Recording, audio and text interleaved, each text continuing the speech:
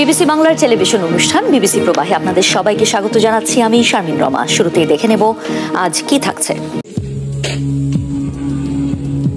যশোরের অভয়নগর উপজেলার ডহর-মশিয়াহাটি গ্রামে হিন্দু ধর্মাবলম্বী মতুয়া সম্প্রদায়ের বাসিন্দাদের অন্তত 18টি বাড়ি পুড়িয়ে দেয়া ও লুটপাটের অভিযোগ উঠেছে। ভবদহ অঞ্চলের বিলের মধ্যে অবস্থিত বারেদাপাড়ায় মতুয়া সম্প্রদায়ের যজ্ঞ উৎসবের মধ্যেই বৃহস্পতিবার এই ঘটনা ঘটেছে বলে বলছেন স্থানীয় হিন্দু সম্প্রদায়ের বাসিন্দারা।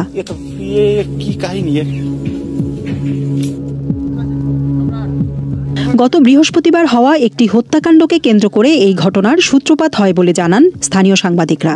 সন্ধ্যায় ওই উপজেলারই নওয়াপাড়া পৌর কৃষক দলের সভাপতি নিহত হন এবং সেই ঘটনার জের ধরেই অগ্নিসংযোগ ও লুটপাট করা হয়েছে বলে জানা যাচ্ছে। স্থানীয় সাংবাদিকরা জানান, নওয়াপাড়া পৌর কৃষক দলের সভাপতি তরিকুল ইসলাম সর্দারের সাথে বারেদাপাড়ার এক ব্যক্তি যৌথভাবে মাছের ঘেরের ব্যবসা করতেন। তরিকুল ইসলাম ওই মাছের ঘেরের শতভাগ মালিকানা নেয়ার চেষ্টা করছিলেন। ঘটনার দিন সন্ধ্যার আগে ওই ব্যক্তি তরিকুল ইসলামকে বারেদাপাড়ায় ডেকে নিয়ে যান বলে স্থানীয় সাংবাদিকরা জানায়। এই হত্যাকাণ্ডের খবর ছড়িয়ে পড়ার কিছুক্ষণ পর বারেদাপাড়ায় হামলা ও লুটপাটের ঘটনা ঘটে। বৃহস্পতিবার সন্ধ্যায় যে সময়ে বারেদাপাড়ায় হামলা হয় তখন পার্শ্ববর্তী অন্য বাড়িগুলোতে চলছিল মতুয়া সম্প্রদায়ের ধর্মীয় বাৎসরিক যজ্ঞ উৎসব। যে বাড়িতে হত্যাকাণ্ডের ঘটনা ঘটেছে বলে অভিযোগ উঠেছে সেই বাড়িটি আগুনে পুড়িয়ে দেওয়া, অন্য বাড়িগুলো থেকে বেশ কিছুটা দূরে থাকলেও সেগুলোতে আগুন ধরিয়ে দেওয়া হয় ও লুটপাট চালানো হয়। তেমনই একটি বাড়ি ছিল স্থানীয় বাসিন্দা মানব বিশ্বাসের। 10 নাগাদ হঠাৎ আগুন লাগিয়েছে 5:30 এবং আগুন লাগিয়ে টোটাল প্রায় রাত 11টা, প্রায় 4 ঘন্টা ধরে আগুন, মানে প্রশাসনও আসতে পারেনি এখানে। 4 ঘন্টা ধরে তার লুটপাট, এই আগুন মানে অগ্নিসংযোগ করেই গেছে 4 ঘন্টা ধরে দীর্ঘ। 1 লাখ টাকার উপরে ক্যাশ নিয়েছে, একটা ট্রেন নিয়েছে সোনার, টিভি ফ্রিজ ভাঙচুর করেছে, মানে যেটা অকেজ অ্যাকচুয়ালি এমন ভাবে ভাঙচুর করেছে, সেটা নষ্টই হয়ে গেছে। হামলার ঘটনার 2 দিনের বেশি পার হলেও বারেদাপাড়ার হিন্দু সম্প্রদায়ের অনেকে এখনও আতঙ্কে দিন কাটাচ্ছেন বলে জানিয়েছেন। অনেকেই বলছেন তারা রাতে নিজের বাড়িতে না থেকে আশেপাশের গ্রামে আত্মীয়দের বাড়িতে রাত কাটাচ্ছেন। হামলাকারীরা নিকটস্থ সুন্দরী বাজারের কয়েকটি দোকান ভাঙচুর ও লুটপাট চালায় বলেও অভিযোগ রয়েছে। প্রাথমিকভাবে ব্যবসায়িক দ্বন্দ্বের জেরে এ হত্যাকাণ্ড মনে করলেও রাজনৈতিক কারণে এ হত্যাকাণ্ড কিনা সেটি খতিয়ে দেখার আহ্বান জানাচ্ছেন যশোর জেলা কৃষক দলের সভাপতি মকবুল হোসেন। এটা আমরা প্রাথমিকভাবে ব্যবসায়িক মনে করেছি, কিন্তু তার পিছনে যেহেতু তরিকুল আন্দোলন সংগ্রামের নেতা এবং তার নামে ওই আওয়ামী লীগের আমলে 17টা মামলা, সেই কারণে এই ব্যবসায়িক এই বিষয়টাকে ইস্যু করে পিছনে তৃতীয় পক্ষের কোন শক্তি রাজনৈতিক ভাবে কাজ করেছে কিনা সেটা আমরা প্রশাসনের কাছে দাবি জানিয়েছি যে পুঙ্খানুপুঙ্খভাবে বিষয়টা তদন্ত করে দেখা হোক। মিস্টার মকবুল দাবি করেন, মতুয়া সম্প্রদায়ের যজ্ঞ উৎসবের স্থানে নয়, বরং শুধুমাত্র যে বাড়িতে হত্যাকাণ্ড হয়েছে সে বাড়িতেই অগ্নিসংযোগ করা হয়েছে। পুলিশ বলছে এই ঘটনা রাজনৈতিক দ্বন্দ্ব নয়, ব্যবসায়িক দ্বন্দ্বের জের ধরেই ঘটেছে। তবে এই ঘটনায় এখনো কোনো মামলা হয়নি বা কাউকে আটকও করা হয়নি বলে জানিয়েছেন অভয়নগর থানার ভারপ্রাপ্ত কর্মকর্তা আব্দুল আলিম। আমরা যেটা জানতে পেরেছি, মার্ডারের ঘটনা এরকম একটা ঘটনার উদ্ভব হয়েছে, আর এখন পর্যন্ত সিচুয়েশন ভালো আছে। আর এখন পর্যন্ত আইনগত কোনো পদক্ষেপ কেউ এখান থেকে ওই প্রশাসন থেকে কোনো এজাহার দেন নাই বা অভিযোগ করেন নাই। আমরা আমাদের যে পুলিশি কার্যক্রম, আইনগত যে প্রক্রিয়াগুলো, সেগুলোর মধ্যে আছি। পুলিশ কর্মকর্তা আব্দুল আলিম জানান, গ্রামবাসীর নিরাপত্তা নিশ্চিত করতে পুলিশি টহল জোরদার করা হয়েছে। এছাড়া উপজেলা নির্বাহী কর্মকর্তার কার্যালয় থেকে ক্ষতিগ্রস্ত 18 জনকে টিন, চাল ও নগদ অর্থ সহায়তা দেওয়া হয়েছে বলেও জানিয়েছেন তিনি। ছাত্র জনতার অভ্যুত্থানে আওয়ামী লীগ সরকারের পতনের দিন 5 ঘন্টা বাথরুমে লুকিয়েছিলেন বলে জানিয়েছেন দলটির সাধারণ সম্পাদক ওবায়দুল কাদের। ভারতীয় গণমাধ্যম দ্য ওয়ালের এক্সিকিউটিভ এডিটর অমল সরকারকে দেয়া এক সাক্ষাৎকারে একথা বলেন তিনি। শেখ হাসিনার পতনের পর এই প্রথম কোনো গণমাধ্যমে কথা বললেন কাদের। ওবায়দুল কাদের বলেন, এ বিষয়ে দেশ বিদেশ এবং ভারতবর্ষ সবার কাছে পরিষ্কার। 5 আগস্ট সেদিন ষড়যন্ত্রমূলক যে ছাত্র উত্থান, সেদিন আমার বেঁচে থাকার কথা ছিল না, মৃত্যুর অনেক কাছে ছিলাম। আমি খুবই ভাগ্যবান যে এখনো বেঁচে আছি। আমারই সংসদ এলাকার নিজের বাসাকে এড়িয়ে পাশের বাসায় আশ্রয় নিয়েছিলাম সেদিন। তখন চারদিক থেকে মিছিল আসছিল। এটা আসলে ছিল গণভবন কেন্দ্রিক। আমরা অবাক হলাম যে সংসদ এলাকাতেও ছড়িয়ে পড়েছে তারা এবং একটা লুটপাটের লুম্পেন স্টাইলে কতগুলো ঘটনা ঘটে। সেখানে বিভিন্ন ধরনের লোক আসে এবং এদের মধ্যে বেশিরভাগই মনে হয়েছে এটা কোনো রাজনৈতিক অভ্যুত্থান নয়, এটা লুটপাটের অভ্যুত্থান। তিনি বলেন, আমি যে বাসাটাতে ছিলাম তারা সেখানেও হামলা করে। তারা জানতো না আমি সেখানে আছি।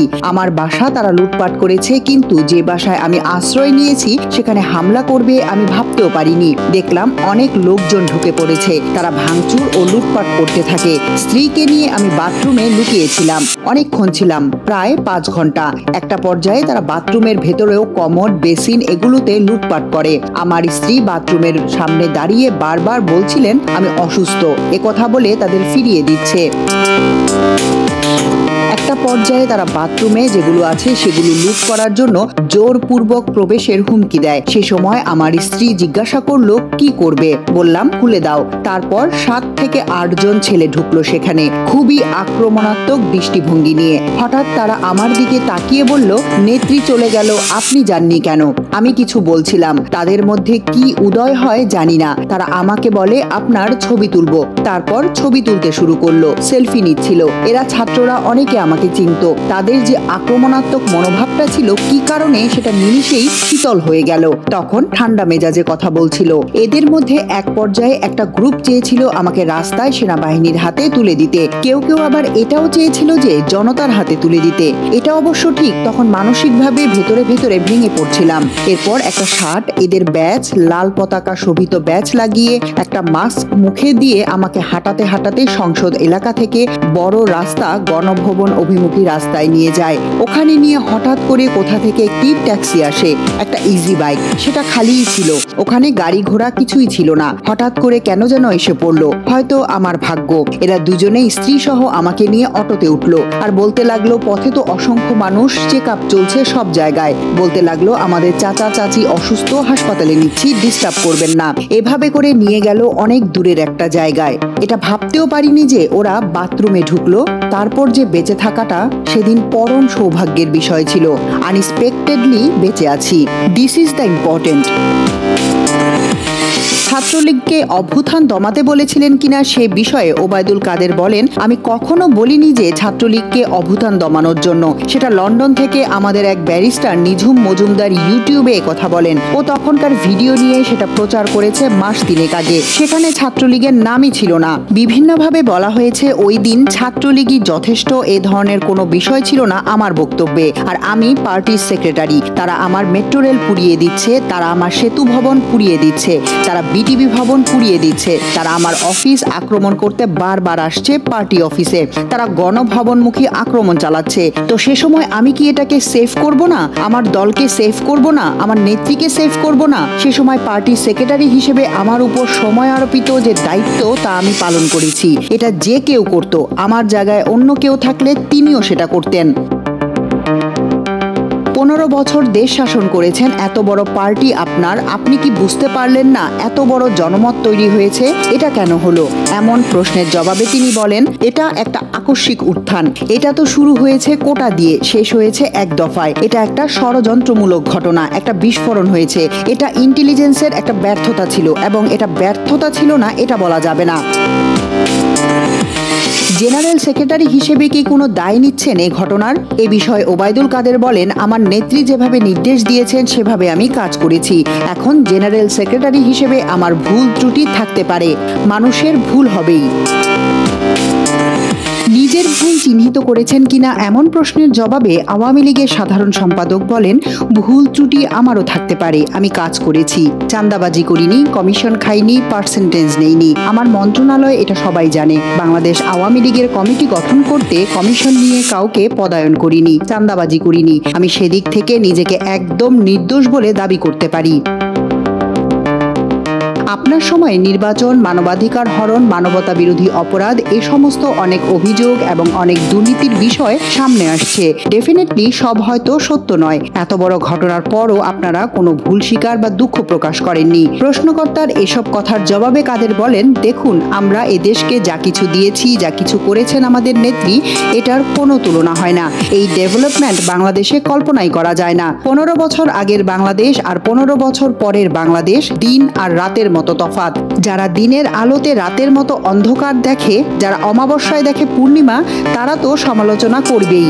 সমালোচনার বিষয়বস্তু আমাদেরও আছে। সময় হলে দেশের মাটিতে সবকিছুরই মূল্যায়ন করা হবে। অনেকেই বলছেন আপনি দীর্ঘদিন নীরব ছিলেন। বলা হচ্ছে আপনার ভুল ত্রুটির কারণে আপনাকে চুপ থাকতে বলা হয়েছিল।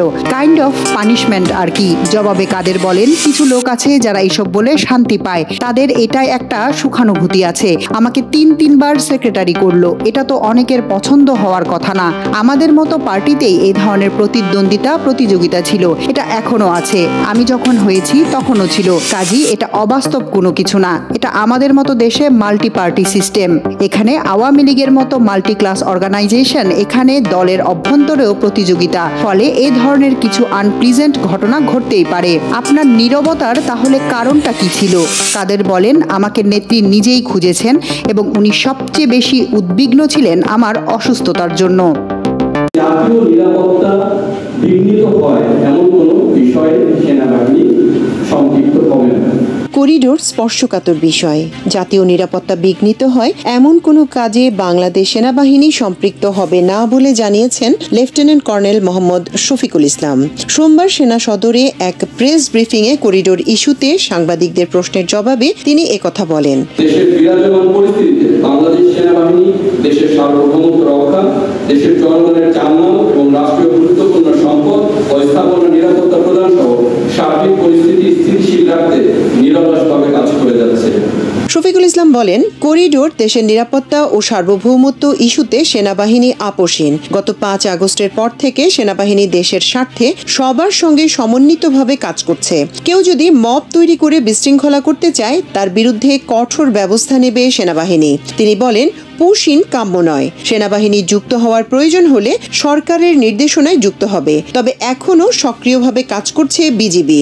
ভবিষ্যতের দিনগুলোতে জানমালের প্রতিসাধন, মব ভায়োলেন্স, জনদুর্ভোগ সৃষ্টি করতে পারে এমন কর্মকাণ্ডের বিরুদ্ধে সেনাবাহিনী কঠোর পদক্ষেপ গ্রহণ করবে। বাংলাদেশ সেনাবাহিনী একতাবদ্ধ হয়ে সর্বদা দেশের জনসাধারণের পাশে থেকে সার্বভৌমত্ব রক্ষার্থে বদ্ধপরিকর। লেফটেন্যান্ট কর্নেল মোহাম্মদ শফিকুল ইসলাম আরও বলেন, দেশের সার্বভৌমত্ব রক্ষার দায়িত্ব সেনাবাহিনীর। সরকারের নির্দেশনা মেনে কাজ করা হচ্ছে। সরকারের সাথে কোনো মতপার্থক্য হয়নি। জাতীয় নিরাপত্তা বিঘ্নিত হয় এমন কোনো কাজে নিজেদের জড়িত রাখবে না সেনাবাহিনী। দেশের চরাঞ্চল সহ 62 জেলার সেনা সদস্যরা আইন শৃঙ্খলা রক্ষায় অন্তর্বর্তীকালীন সরকারের সংশ্লিষ্ট মন্ত্রণালয়, আইন শৃঙ্খলা রক্ষাকারী বাহিনী, স্থানীয় প্রশাসন, বিভিন্ন সংস্থা, গণমাধ্যম ও সাধারণ জনগণের সাথে সম্পৃক্ত হয়ে সমন্বিত প্রচেষ্টার মাধ্যমে সার্বক্ষণিক সক্রিয়ভাবে দায়িত্ব পালন করছে। একটি পোশাক কারখানায় কুকি চিন বা KNF এর 30,000 ইউনিফর্ম পাওয়া গেছে এমন সংবাদকে গুরুত্ব দিয়ে দেখা হচ্ছে বলেও জানান তিনি। এর আগে চট্টগ্রাম নগরীতে পাহাড়ের সশস্ত্র সংগঠন কুকি চিন ন্যাশনাল ফ্রন্ট বা KNF এর জন্য তৈরি করা 20,300 পিস ইউনিফর্ম জব্দ করে পুলিশ। গত 17 মে নগরীর বায়জিদ বোস্তামি এলাকার রিংভো অ্যাপারেলস নামে একটি পোশাক কারখানা থেকে এসব ইউনিফর্ম জব্দ করা হয়। অভিযানকালে কারখানার মালিক সহ 3 জনকে গ্রেপ্তার করা হয়েছে। তবে পোশাক জব্দ ও গ্রেপ্তারের 7 দিন পর ঘটনাটি জানাজানি হয়েছে গতকাল রবিবার। গ্রেপ্তারকৃতরা হলেন শাহিদুল ইসলাম, গোলাম আজম ও নিয়াজ হায়দার। এদের মধ্যে শাহিদুল ইসলাম ওই কারখানার মালিক, অন্যরা এসব ইউনিফর্ম তৈরির কার্যাদেশ এনেছিলেন। মামলায় উল্লেখ করা হয়, গত মার্চ মাসে ইউনিফর্মগুলো তৈরির কাজ দিয়েছিলেন গোলাম আজম ও নিয়াজ হায়দার। তারা মংলা সিং মার্মা নামে একজনের কাছ থেকে 2 কোটি টাকা চুক্তিতে ইউনিফর্ম তৈরির কাজ নেন। মংলা সিংকে KNF এর সদস্যরা তাদের কাপড়ও দিয়ে যায়। চলতি মাসে এসব কাপড় সরবরাহের কথা ছিল। তবে এ বিষয়ে পুলিশ আনুষ্ঠানিকভাবে কোনো বক্তব্য দেয়নি। এ বিষয়ে বক্তব্য জানতে চট্টগ্রাম মহানগর পুলিশ কমিশনার হাসিব আজিজ, বায়েজিদ থানার ওসি এবং গোয়েন্দা পুলিশের একাধিক কর্মকর্তাকে ফোন করলেও তারা ফোন ধরেননি। এই ব্রিফিংয়ে করিডোর নিয়েও কথা বলেছেন লেফটেন্যান্ট কর্নেল মোহাম্মদ শফিকুল ইসলাম। জানান, করিডোর দেশের নিরাপত্তা ও সার্বভৌমত্ব ইস্যুতে সেনাবাহিনী আপোষহীন। গত 27 এপ্রিল রাখাইনে মানবিক করিডোর দেয়া নিয়ে পররাষ্ট্র উপদেষ্টা মোহাম্মদ তৌহিদ হোসেন বলেছিলেন, নীতিগতভাবে আমরা এতে সম্মত। কারণ হিসেবে তিনি বলেছিলেন, এটা মানবিক সহায়তা সরবরাহের পথ হবে।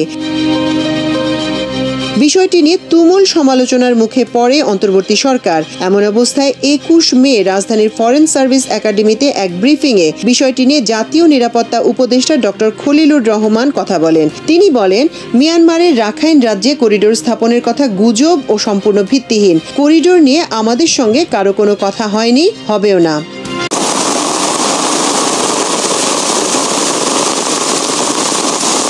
তীব্র গরম শেষে বাংলাদেশে গত কয়েকদিন ধরে নিয়মিত বিরতিতে বৃষ্টি হচ্ছে। প্রকৃতিতে এই বৃষ্টিপাতের পেছনে বেশ কয়েকটি পরিস্থিতি দায়ী।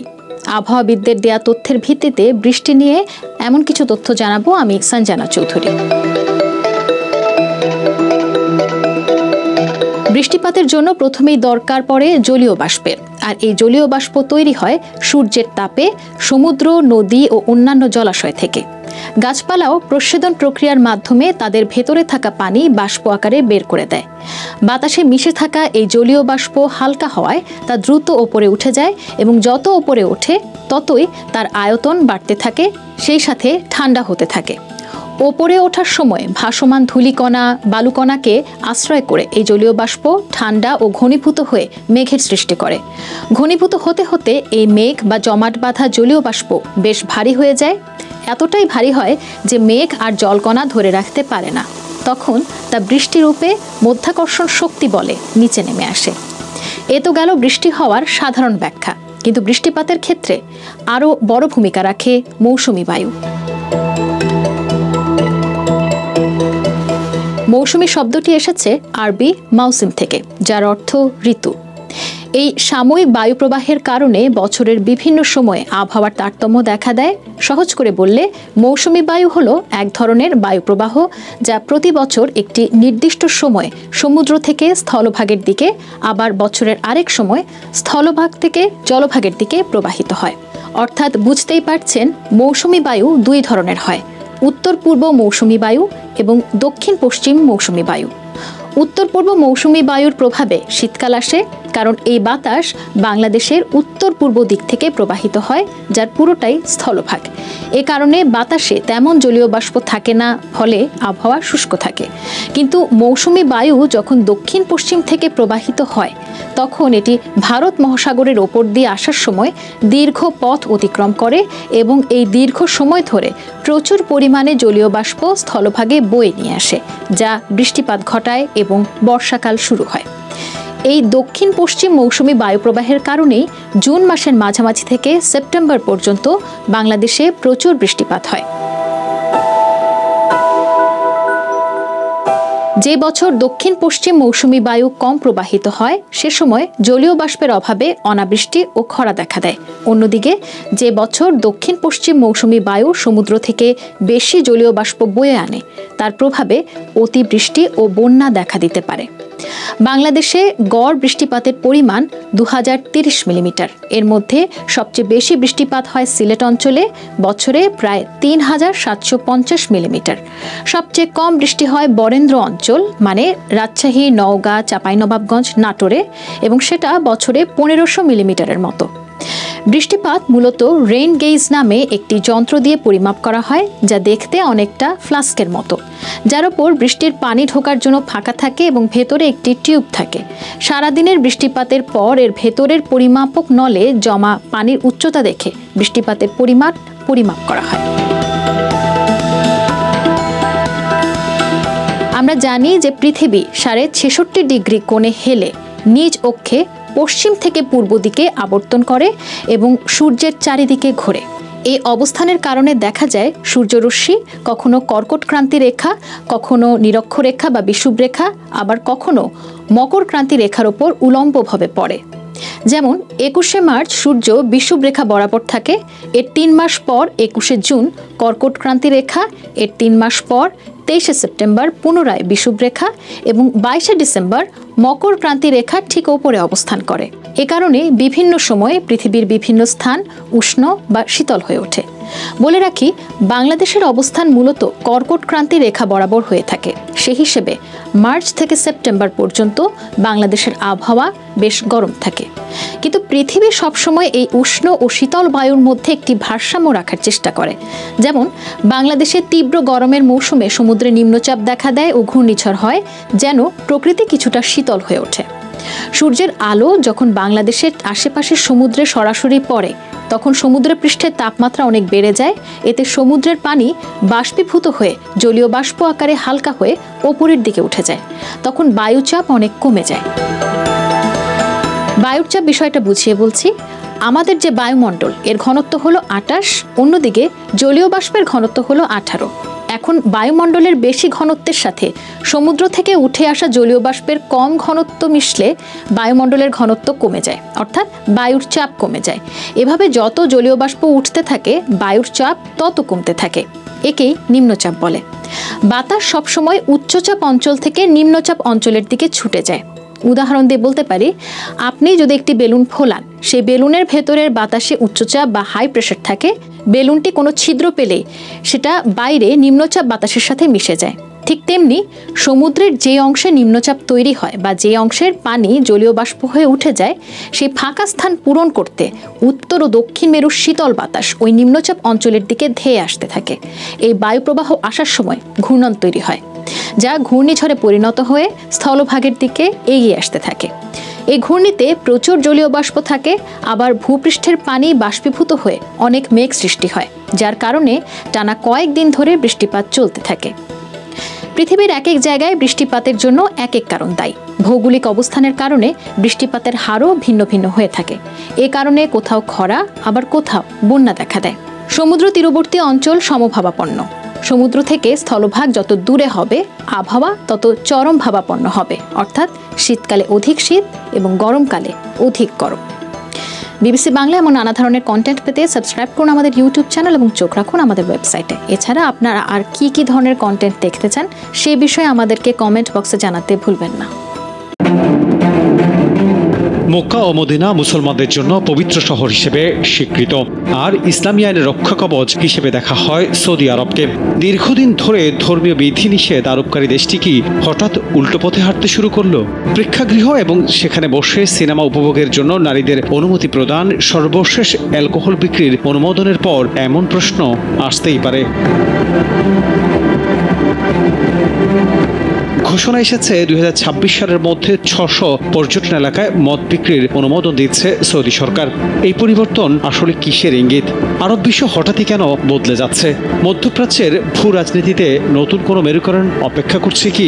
এমন নানা প্রশ্ন এখন ঘুরপাক খাচ্ছে সমাজ পাতায়ও। ধর্মীয় রীতির সাথে মুক্ত চেতনার দ্বন্দ্ব আবারও এসেছে আলোচনায়। যেখানে ইসলাম মদ হারাম করেছে, সেখানে সৌদি আরবের মতো পবিত্র ভূমিতে এবার ঢালাও মদ বিক্রির অনুমোদন একটু বিস্ময়করই মনে হওয়া স্বাভাবিক। তবে কি ট্রাম্পের সৌদি আরব সফরের পরে বদলে যেতে শুরু করেছে অনেক নিয়ম, রীতি আর নীতি? গেল 13 মে মধ্যপ্রাচ্যে 3 দিনের সফর হিসেবে প্রথম সৌদিতে গেলেন মার্কিন প্রেসিডেন্ট ডোনাল্ড ট্রাম্প। সফরে সৌদি আরবের রাজধানী রিয়াদে সৌদি ক্রাউন প্রিন্স মোহাম্মদ বিন সালমানের সঙ্গে প্রাথমিক বৈঠক সেরেছিলেন তিনি। বৈঠকে যুক্তরাষ্ট্রের সঙ্গে $600 বিলিয়ন চুক্তি করেছে সৌদি আরব।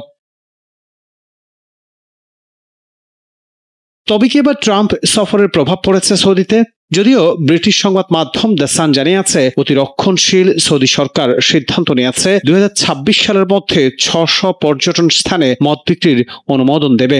5 স্টার হোটেল, বিলাসবহুল রিসোর্টে পাওয়া যাবে ওয়াইন, বিয়ার, সাইডার। তবে ঘরবাড়ি, দোকান, ফ্যানজোনে মদ্যপান নিষিদ্ধই থাকবে। সৌদি সরকার লক্ষ্য 2030 সালের বিশ্ব এক্সপো এবং 2034 সালের ফিফা বিশ্বকাপ। বিশ্ব পর্যটকদের আকৃষ্ট করতে সংস্কারে ঝুঁকছে দেশটি। ভিশন 2030-এর অংশ হিসেবে এই পদক্ষেপ জানিয়েছে বাদশা মোহাম্মদ বিন সালমান। ব্রিটেনে নিযুক্ত সৌদি রাষ্ট্রদূত শুরুতে বলেছিলেন বিশ্বকাপে মদ থাকবে না, তবে তীব্র সমালোচনার মুখে উপপ্রতিরক্ষা মন্ত্রী বলেন এই অনুষ্ঠান কোনো সৌদি অনুষ্ঠান নয়, এটি একটি বিশ্ব অনুষ্ঠান। আমরা সংস্কৃতি বজায় রেখে বিশ্বকে স্বাগত জানাতে চাই। সরকারি বিবৃতিতে বলা হয়েছে মদ বিক্রি হবে শুধুমাত্র লাইসেন্স প্রাপ্ত স্থানে প্রশিক্ষিত কর্মীদের মাধ্যমে। ABV 20% বেশি স্পিরিট নিষিদ্ধ। টেকওয়ে, হোম ব্রিউ বা দোকানে বিক্রির কোনো অনুমতি থাকবে না। মুসলিমদের জন্য মদ্যপান গুরুতর পাপ, এই অবস্থান থেকে এখন কিছুটা হলেও সরছে ইসলামী আইনের এই কেন্দ্রস্থল। যদিও মদ বিক্রির অনুমোদনের আগে দেশটি অনুমতি দিয়েছে সিনেমা প্রদর্শনীর, প্রায় 3 যুগ বন্ধ থাকার পর 2018 সালে আবারও সৌদি আরবে সিনেমা প্রদর্শনী শুরু হয়েছে, যা নারীরা উপভোগ করতে পারবেন। তবে সিনেমা মুক্তির জন্য কিছু নিয়ম মানতে হবে। সৌদি সংবাদ মাধ্যমের সূত্র মতে বর্তমানে সৌদিতে সিনেমা হল রয়েছে 66টি। এসব হলে রয়েছে 618টি পর্দা। 22টি শহর জুড়ে থাকা এইসব সিনেমা হলে 63,300 আসন সংখ্যা রয়েছে, যা আরব বিশ্বের মধ্যে সর্বোচ্চ। গত 7 বছরে সৌদিতে প্রায় 1900 সিনেমা প্রদর্শিত হয়েছে, যার মধ্যে 45টি সৌদির নিজস্ব। এইসব সিনেমা প্রদর্শনের মাধ্যমে আয় হয়েছে $3.7 বিলিয়ন। শুধুমাত্র গত বছর দেশটিতে 16,600 মিলিয়ন টিকিট বিক্রি হয়েছে। ধর্মীয় অনুশাসনের সাথে আধুনিকতার যে দ্বন্দ্ব, তার এক নতুন অধ্যায় লিখছে সৌদি আরব। বিশ্বকাপের উত্তাপে শীতল হচ্ছে ধর্মীয় কঠোরতা। এখন দেখার বিষয় এই পদক্ষেপ কিভাবে প্রভাব ফেলবে ইসলামী দুনিয়া এবং সৌদির ভবিষ্যৎ রাজনীতিতে। আছেন অতিথি হিসাবে Syed Mohammad Kamal, country manager master card. আমরা জানি যে মাস্টার কার্ড নাম শুনলে আসলে কার্ডের বিষয়টাই আসে, বাট মাস্টার কার্ড বাংলাদেশে যে যারা রেমিটেন্স চ্যানেল করে, মানে বাইরে থেকে বাংলাদেশে রেমিটেন্স নিয়ে এসে, তো সেখানে কিন্তু মাস্টার কার্ড আসলে বাংলাদেশের লার্জেস্ট স্টেক হোল্ডার আমরা বলতে পারি, যে তারা এটা বাংলাদেশে নিয়ে এসে। সো দর্শক, আমরা এই ডায়াসপোরাতে আলোচনা করবো আসলে যে এই যে সরকার তো আসলে বাংলাদেশ ব্যাংক রিসেন্টলি আমাদের এক্সচেঞ্জ রেট অনেক ফ্লেক্সিবল করেছেন, সেটা কেউ কেউ মার্কেট বেসড বলছে। তো সেগুলোর আসলে কি ইম্প্যাক্ট সোফার আমরা যদি ডিসকাস করি গত 8-10 দিনে, এবং আসলে কিভাবে আরো বেশি রেমিটেন্স বাংলাদেশে আনা যায়, তো সব বিষয়গুলো নিয়ে দর্শক আলোচনা করব। এবং আসলে প্রবাসীর যারা আমাদের এই প্রোগ্রামটা দেখেন, তো তাদেরকে বলবো যে আসলে আমরা কামাল ভাইয়ের থেকে শুনবো যে আপনারা কিভাবে আসলে আরো ভালোভাবে এফিশিয়েন্টলি রেমিটেন্স দেশে পাঠাতে পারেন নিরাপত্তার সাথে, সেগুলো নিয়ে আপনাদের হয়তো কিছু পরামর্শমূলক কথা থাকবে। সো কামাল ভাই, আপনাকে স্বাগতম টিভিএসএ। ধন্যবাদ সাজ্জাদ ভাই, আমাকে থ্যাংক ইউ ভাই, আপনি আজকে অফিস ডেতে আমাদের সাথে জয়েন করতে পেরেছেন। Really we are grateful. ধন্যবাদ আপনাদেরকে। জি, তো কামাল ভাই যদি শুরু করি, এই যে গত 1 সপ্তাহ খানেক হচ্ছে যে বাংলাদেশ ব্যাংক একটা মার্কেট বেসড, আবার কেউ এটাকে বলছে যে একটা ফ্লেক্সিবিলিটিটা একটু বেশি। তো এটার আসলে এই সোফার আপনারা কি কোনো প্রভাব দেখছেন? ধন্যবাদ। প্রথমত এই অনুষ্ঠানটা করার জন্য নামটা খুব অ্যাপ্রোপ্রিয়েট, ডায়াসপোরা। আমার মনে হয় আমাদের এত বড় একটা প্রবাসী জনগোষ্ঠী বিদেশে থাকে, প্রবাসে থাকে, সেক্ষেত্রে আমার মনে হয় এটা খুব একটা অ্যাপ্রোপ্রিয়েট প্রোগ্রাম। বাজার ভিত্তিক মুদ্রা বিনিময় হার, এটা কিন্তু একটা পৃথিবীতে গ্রহণযোগ্য একটা মাধ্যম, এবং সারা পৃথিবীতে এভাবেই মুদ্রার বিনিময় হারটা নির্ধারিত হয়ে থাকে। বাংলাদেশ ব্যাংক 14 তারিখ থেকে বাজার ভিত্তিক মুদ্রা বিনিময় হার করেছে। এটাতে সবচেয়ে বড় সুবিধাটা হবে যে market will determine the rate of FX rate of the market. Demand সাপ্লাইটাকে ম্যাচ করে যে রেটটা যেদিন হবে। এবং সবচেয়ে আশাব্যঞ্জক হচ্ছে আমরা এটাতে কোনো প্রকার এমন কোনো সিচুয়েশন দেখি নাই যেটা খুব একটা আনস্টেবল হয়েছে বা কিছু।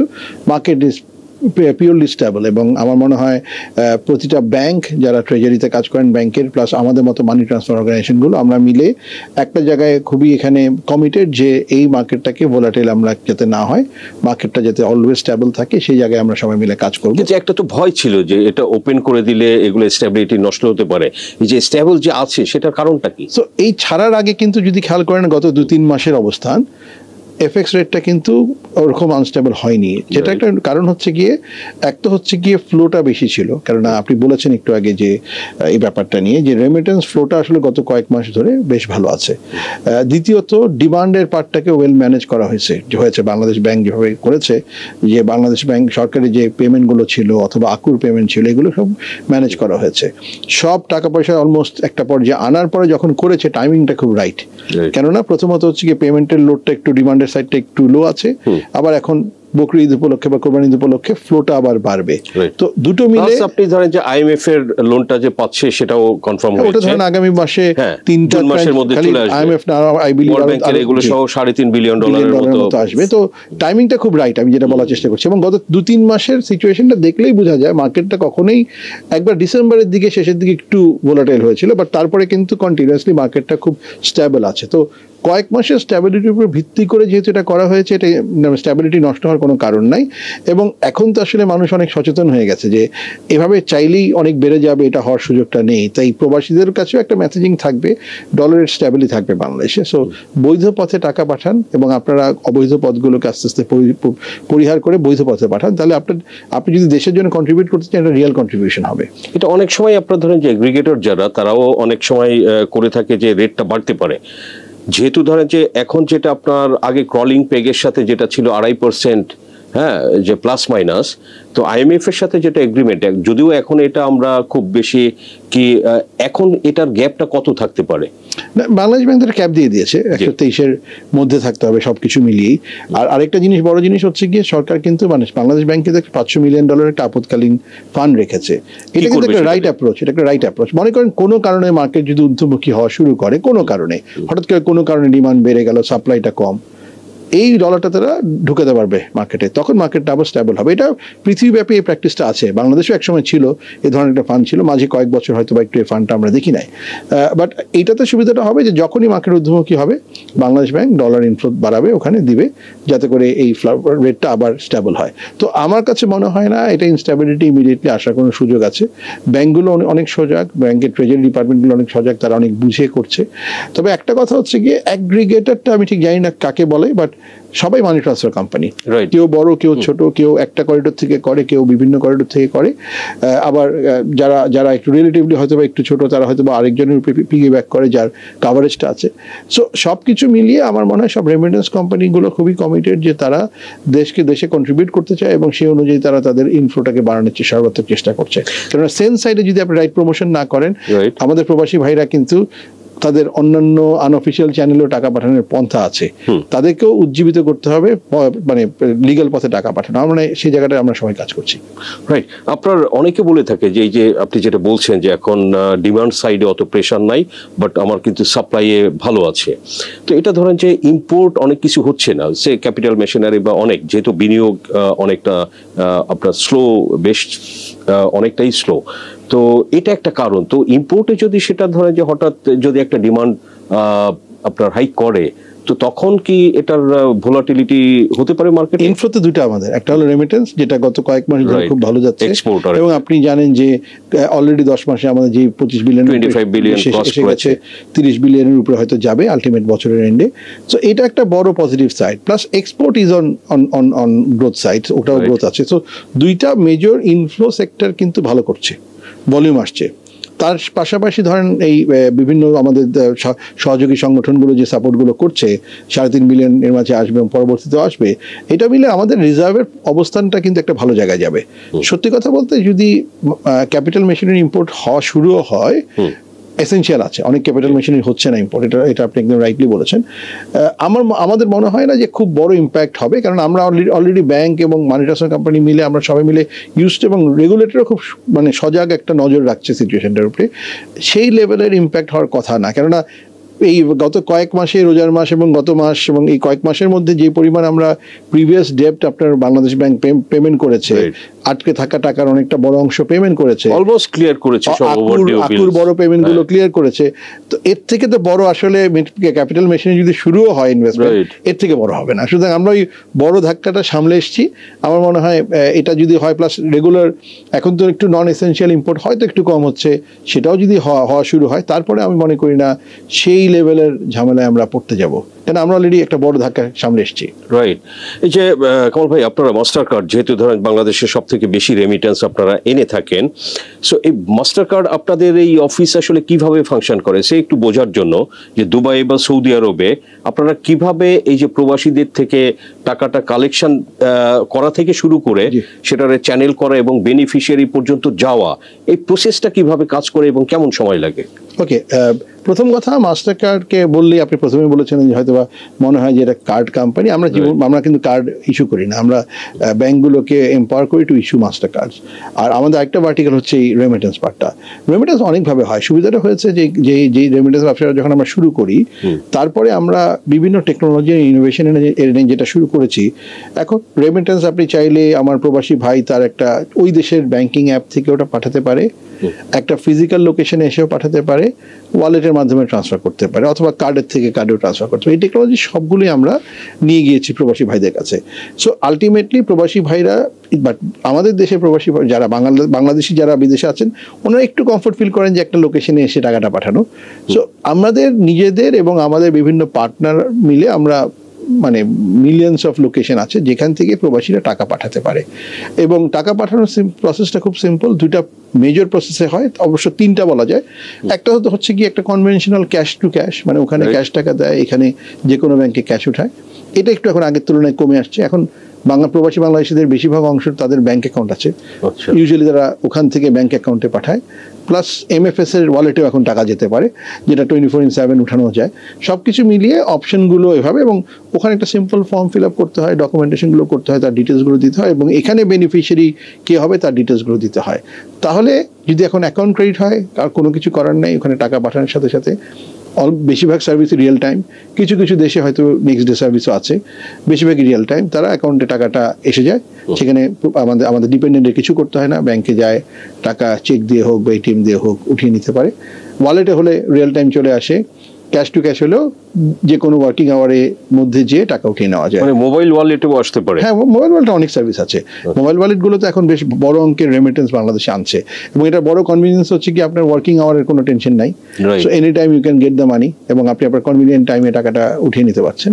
সো আমরা বিবিধ সলিউশন এনেছি, কার্ডের মাধ্যমে, card to card, wallet to wallet, account to account, cash to account, অথবা প্রত্যেকটা সোর্স আমরা রেখেছি যাতে করে প্রবাসীরা টাকা পাঠাতে পারে। এবং আমাদের সবচেয়ে বড় সুবিধা, আমরা মাস্টার কার্ড প্রায় 210টা দেশ এবং টেরিটরিতে আমরা অপারেশনাল, তো অনেক বেশি দেশ থেকে আমাদের ভলিউম আসে। এবং বাংলাদেশিরা আপনারা জানেন যে যেসব মেজর দেশে যায়, প্রত্যেকটা দেশে আমাদের বহু পরিমাণে লোকেশন আছে যেখান থেকে লোকজন টাকা পাঠাতে পারে।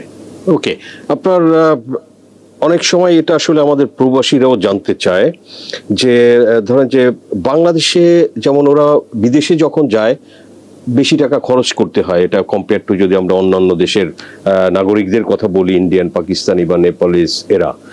তো আবার ধরেন যে অনেক সময় আমরা একটা রিপোর্টে দেখেছি সম্প্রতি যে এটা 22 সালে যখন একটু ভোলাটিলিটি, একটু না অনেকটা, মানে FX মার্কেট ভোলাটাইল হয়ে গেল, রেট ঠিক নাই, খুব ডলার পাওয়া যাচ্ছে না। সো এসবের কারণে 22-23-24 বাংলাদেশে আসলে রেমিটেন্স পাঠাতে অনেক বেশি খরচ হয়েছে, সেটাও তুলনামূলক অন্য দেশ থেকে অনেক বেশি, এরকম একটা রিপোর্ট দেখেছি আমরা। তো এটা আসলে বাংলাদেশে ধরেন যে এতটা বেশি হওয়ার কারণটা কি এই সময়টাতে? দেখেন, প্রথম কথা, আমাদের প্রবাসীরা প্রচন্ড প্রাইস সেন্সিটিভ। এখানে বেশি হওয়ার কোনো সুযোগ নাই, কেননা 10 পয়সার জন্য তারা 10টা রেমিটেন্স হাউসে ঘুরে যেখানে বেটার রেট পায় সেখানেই পাঠায়। ইউজুয়ালি কি হয়, টাকাটা যখন পাঠায় একজন প্রবাসী, দু ধরনের চার্জ হয়। একটা হচ্ছে গিয়ে ফিক্সড একটা ফিজ হয় যে এত ডলার পাঠাতে হলে বা এত রিয়াল ফিজ, বা ওইটাকে কি কমিশনও বলে কোথাও কোথাও? ফিজ কমিশন একই ওয়ার্ড আসলে, এটা আমাদের ভাষায় আমরা ফিজ বলি, কিন্তু যেই এজেন্টটা ওখানে টাকা নেই সে হয়তো কমিশন বলে। এটা একটা। আর একটা হলো গিয়ে যেহেতু ফরেন কারেন্সি হ্যান্ডেল করা হয়, রিয়াল থেকে ডলার বা রিয়াল থেকে টাকা, এই যে কনভার্সনটা কাভারেজের জন্য একটা ছোট্ট স্প্রেড রাখা হয়। এই দুটোই কম্পোনেন্ট। 22-23 আসলে বা ইভেন 24-এর 3 কোয়ার্টার হয়তোবা মানে এই সার্ভে করার রাইট টাইমিং হবে না, কারণ ওই সময় মার্কেটটা অনেক ভোলাটাইল ছিল। তবে হ্যাভিং সেড দ্যাট, এটাও বলতে হবে যে বাংলাদেশিরা, মানে প্রবাসীরা যেহেতু প্রাইস সেন্সিটিভ, এটা কোন দেশগুলোতে এই সার্ভেটা হয়েছে এটা একটু দেখার বিষয় আছে। আপনি যদি এটা বলেন দুবাই, সৌদি অথবা মালয়েশিয়া, যেখানে সবচেয়ে বড় প্রবাসীতে থাকে, ইভেন আপনি যদি কুয়েত, কাতার, বাহরাইনও বলেন, এসব জায়গায় তারা দে আর সো প্রাইস সেন্সিটিভ, এখানে এক্সপেন্স বাড়ানোর কোনো স্কোপ নাই। ফিটা তো বাড়েনি, এই রিপোর্টে বলেছে যে ফিস বাড়েনি, টোটালিটি বেড়েছে। তো যদি স্প্রেডের কথা বলা হয়, দেখেন যদি এটাকে আমি রিপোর্টটা পড়ে যতটুকু বুঝেছি, এখানে অনেকটা ব্যাংকের ট্রেজারি গেইনগুলোকেও কনসিডারেশন নেওয়া হয়েছে। ব্যাংকের ট্রেজারি গেইন কিন্তু কখনোই আমাদের প্রবাসীরা বিয়ার করে না। ব্যাংক আজকে কম দামে ডলার কিনে যদি বেশি দামে, একটু বেশি দামে তার ট্রেড করতে পারে, দ্যাটস দ্য গেইন, তাই না? ওটার সাথে প্রবাসীর কোনো সম্পর্ক নাই। প্রবাসী দেয় কি, আমি বললাম যেটা একটা ফিস বা কমিশন যেটা বললেন, একটা স্প্রেড, একটা ছোট্ট মানে এফএক্স কাভারেজ করার জন্য একটা ছোট দেয়, একটা ওটা কি বলে ওটাকে, একটা পার্সেন্টেজ দেওয়া হয়, যেটা দুইটা মিলেই তার চার্জ, এর বাইরে কোনো চার্জ নাই। এবং সবচেয়ে বড় জিনিস হচ্ছে গিয়ে প্রবাসী দেখে যে এফএক্স রেটটা ভালো কার, যেই মানি ট্রান্সফার কোম্পানি ভালো রেট দেয় সেখান দিয়েই পাঠায়। এখানে আসলে স্টিকিনেসের গল্পটা খুব কম, রাদার এটা হলো গিয়ে রেটটা ভালো পেলে, কারণ একটা গ্রামে একটা যখন প্রবাসীর পরিবার থাকে, 10 টাকা বেশি পাওয়া মানে সেটা 10 টাকা বেশি, তার হার্ড আর্ন মানি। তো আমার মনে হয় টাইমিংটা might not be the right thing, but আমি এটা বলবো যে যেভাবে দিন যাচ্ছে তাতে আরো রেট কমছে, রেট বাড়ার কোনো স্কোপ নাই, বাড়ানোর স্কোপ নাই। কেউ যদি বাড়ায় বা আমরা যদি কেউ বাড়াই, আমরা আউট অফ দ্য মার্কেট হয়ে যাবো, কারণ আমাদের প্রবাসীরা এই ব্যাপারে প্রচন্ড সেন্সিটিভ। যদি বাংলাদেশ পার্সপেক্টিভে বলি, গ্লোবাল মার্কেটে এখন যদি এরকম হয় যে কোন একটা করিডোর যেখানে আসলেই কোনো প্লেয়ার নাই, একটা দুইটা মানি ট্রান্সফার কোম্পানি আছে, সেখানে অনেকটা মনোপলিস্টিক সিচুয়েশন, হয়তো বা ওইসব market cannot be the benchmark, হয়তো ওখানে বাংলাদেশে থাকেও কম, তাই না? তো আমার যেটা মনে হয় রিপোর্টটা একটু দেখার বিষয় আছে, আমরা দেখবো। তবে বাড়ার আসলে সুযোগটা খুব কম, বা অতিরিক্ত চার্জ করার সুযোগটা নাই। আমাদের প্রবাসীরা এই ব্যাপারে প্রচন্ড কনসার্ন। আর সবচেয়ে বড় ব্যাপার, বড় যেসব দেশে প্রবাসী জনগোষ্ঠী আছে সবচেয়ে বেশি, সেখানে কিন্তু প্রবাসীদের কাছে আনঅফিসিয়াল চ্যানেলটাও খুব ওপেন। সেখানে আপনি যদি বলেন যে অনেক বেশি চার্জ করবেন অফিসিয়াল চ্যানেলে, তারা জীবনেও অফিসিয়াল চ্যানেলে টাকা পাঠাবে না, তারা আরামসে মুভ করে যাবে তাদের পরিচিত সেই ভাইয়ের কাছে, যার মাধ্যমে আনঅফিসিয়াল চ্যানেলে কোনো ফিস ছাড়াই টাকা পাঠানো যায়।